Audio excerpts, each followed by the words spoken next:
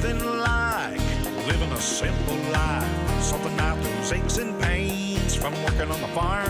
Hey guys, it's Eric and Jen here at Farpoint Farms, and tonight we've got this really cool thing to unbox. What is this?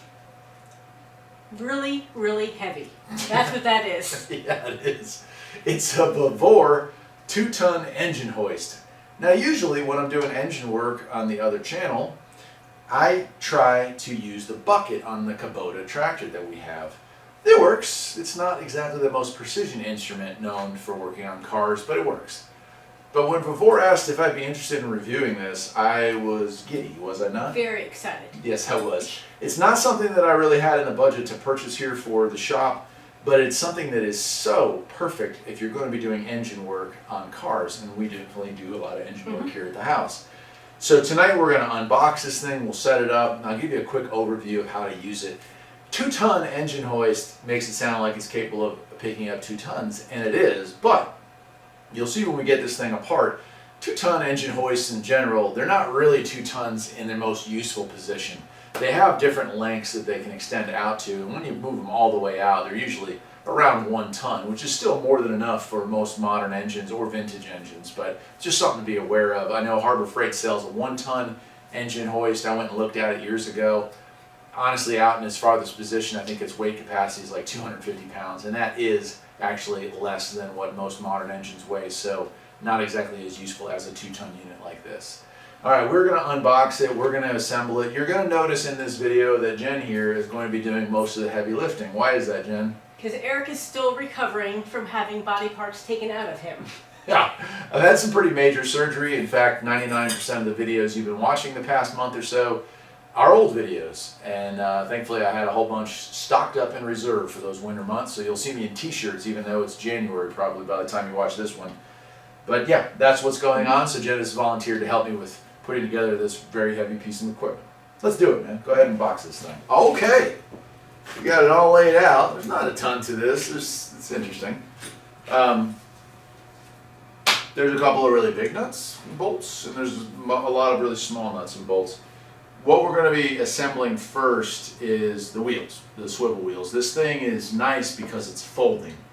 I would not have bought one, or certainly would not have done a review on one that didn't fold. Pretty much all modern engine cranes, engine hoists are folding, but make sure, because there are some models that the legs just go straight out, and that takes up a whole lot more floor space when you're not using an engine lift like this. So that's the first step, and this is our base piece, and we have 4 of these swivel casters.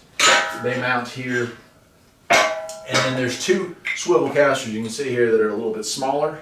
Those get mounted to these pieces here. These are the bottom of our legs to roll it around the shop floor. These are made out of nice cast steel here, so we'll go ahead and get these started, and then we will move on. Oops, that's the wrong one. And then we'll move on from there.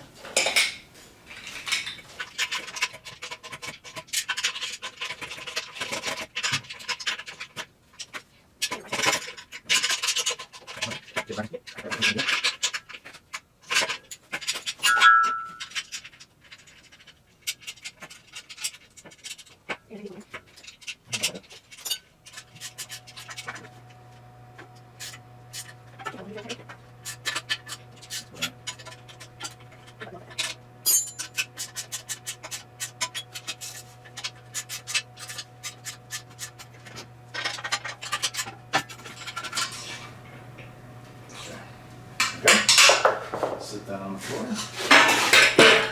Okay. Alright, you got a leg over there. You go ahead and slide that in on your side, and I'll slide this one in on my side.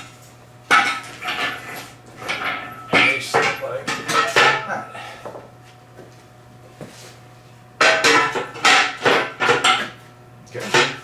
Now you got some big bolts over here. Jen grabbed 2 of those. Alright, and that goes through this back piece right here. That's our rear pivot.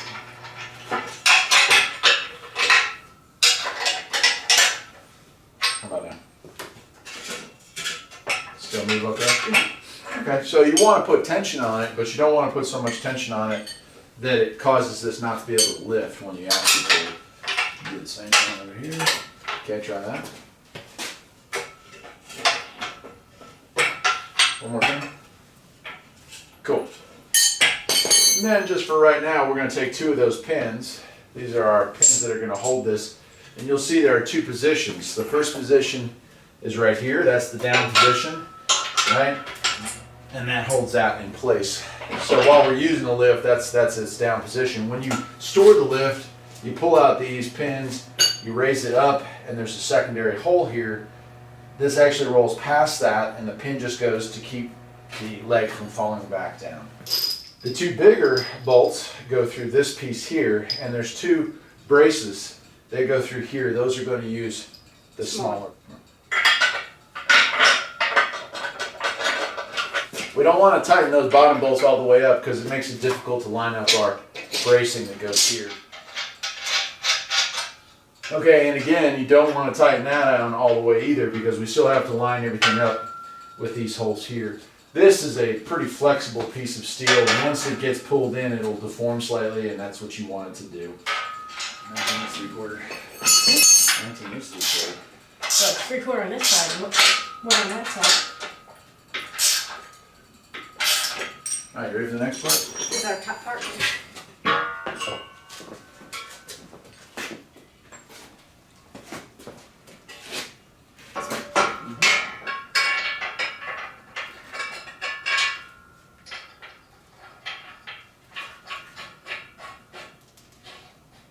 Okay, you can lower that down.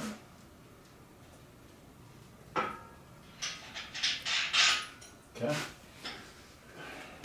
Step back. That's good. Don't go crazy.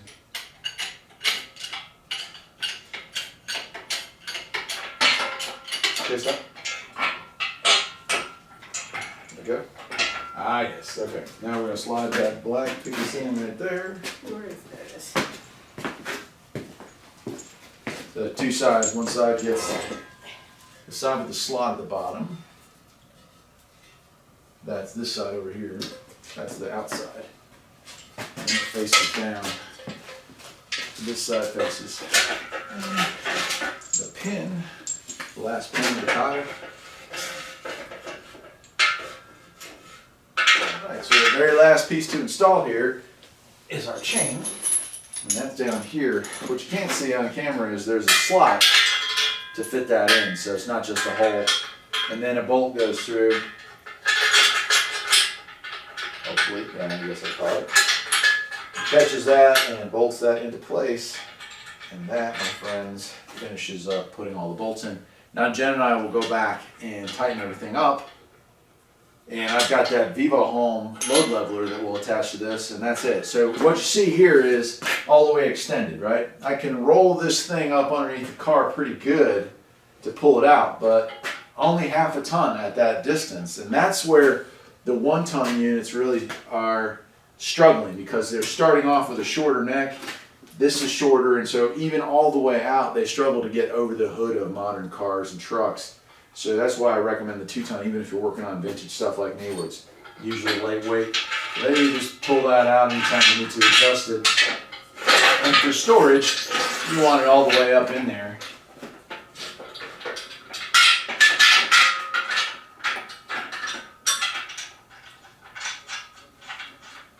And you can see at the 2-ton mark, that's a lot less space than what you start off with.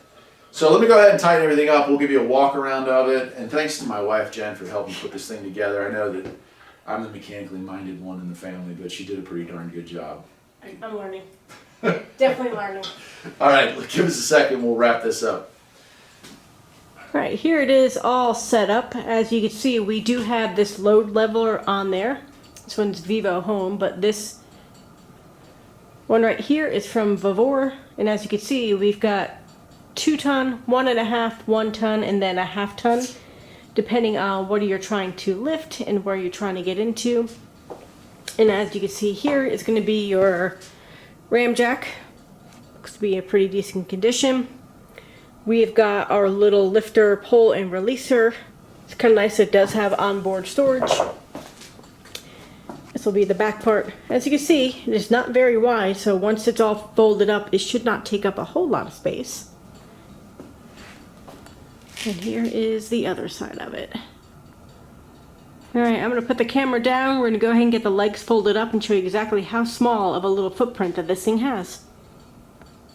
And here it is. So it's all buttoned up. You can see the legs, they sit in there. Even if it were to flop around, that's as far as they're going to go. The pin supports that. Takes up very little room compared to an older style unit with the welded legs. And we couldn't have put something like that in the shop. We just don't have that kind of space. But this takes up, I don't have a tape measure here, but I'm going to say 2 feet by 2 feet max, which is just perfect. You know, it takes up less room than a 26-inch toolbox, so we can probably stuff it in that corner there. We'll put it somewhere. I might put it over in the other garage when we're done with it for this latest project, but it's pretty awesome. And Vevor, I gotta be honest about Vevor, they're a lifesaver for me right now because they're able to afford to purchase items and get items, you know, to do reviews on that we normally wouldn't be able to have here at the shop. And so the ability to have a tool like this and use it on the farm is going to be a great addition. I'm working with them on some other projects, so stick around for that. We're going to be doing home alignments here, which is a really cool addition to the tire mount and balancer that I have that I bought years ago. I do tires here, mounting and balancing. Well, now we'll have the ability to do alignments right here on the farm, so that's going to be really cool. And that's another Vevor product that I'll be showing y'all here in a month or two. But that's it. If you have any questions about it or want a follow-up video after I've done my first engine job with it, I'd be happy to do that. And of course, I will leave a link down in the description below as to where you can find one of your own.